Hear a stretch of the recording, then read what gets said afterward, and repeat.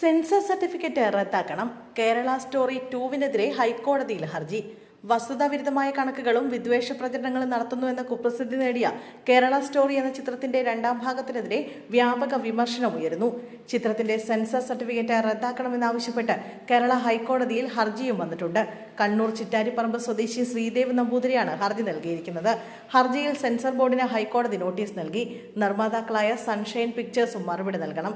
ഹർജി ചൊവ്വാഴ്ച ഹൈക്കോടതി വീണ്ടും പരിഗണിക്കും. 2023 പുറത്തിറങ്ങിയ കേരള സ്റ്റോറിയുടെ ഒന്നാം ഭാഗം വലിയ വിവാദത്തിനിടയാക്കിയിരുന്നു.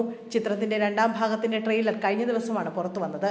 കേരളത്തെ മോശമായി ചിത്രീകരിക്കുകയും വസ്തുതാവിരുദ്ധമായ കാര്യങ്ങൾ ആവർത്തിക്കുകയുമാണ് ഈ രണ്ടാം ഭാഗവും ചെയ്യുന്നതെന്നാണ് കമന്റുകൾ. ഇത്തരം പ്രൊപ്പഗൻഡ സിനിമകൾ കൊണ്ട് കേരളത്തിന്റെ മതസൗഹാർദ്ദ അന്തരീക്ഷത്തെയും മനുഷ്യാവകാശ ബോധങ്ങളെയും വ്യക്തി സ്വാതന്ത്ര്യത്തെയും തകർക്കാനാകില്ല എന്നാണ് നിരവധി പേർ സാമൂഹ്യ മാധ്യമങ്ങളിൽ കുറിക്കുന്നത്. ഇതിന് പുറമെ ട്രെയിലറിലെ ഒരു സീനിന് മലയാളികളുടെ കയ്യിൽ നിന്നും കണക്കിന് ട്രോളുകൾ ലഭിക്കുന്നുണ്ട്.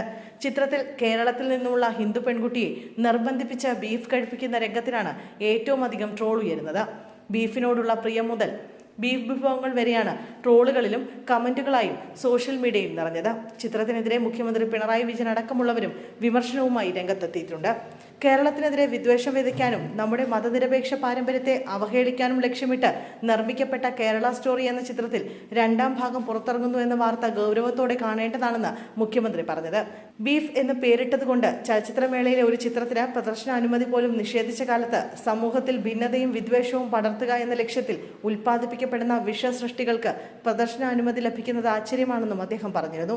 കേരളത്തിൽ ജീവിക്കാൻ പറ്റാത്ത സാഹചര്യമാണെന്നാണ് കേരള സ്റ്റോറി പറഞ്ഞു വെക്കുന്നതെന്നും വരുന്ന തെരഞ്ഞെടുപ്പ് മുന്നിൽ കണ്ടുള്ള സ്റ്റോറിയാണ് ഇതെന്നുമാണ് പൊതുവിദ്യാഭ്യാസ വകുപ്പ് മന്ത്രി വി ശിവൻകുട്ടി പ്രതികരിച്ചത്. കേരളത്തിന്റെ മതനിരപേക്ഷതയിലും വികസന നേട്ടത്തിലും അസൂയുള്ളവരാണ് സിനിമയ്ക്ക് പിന്നിലെന്നാണ് സാംസ്കാരിക വകുപ്പ് മന്ത്രി സജി ചെറിയാൻ പറഞ്ഞത്.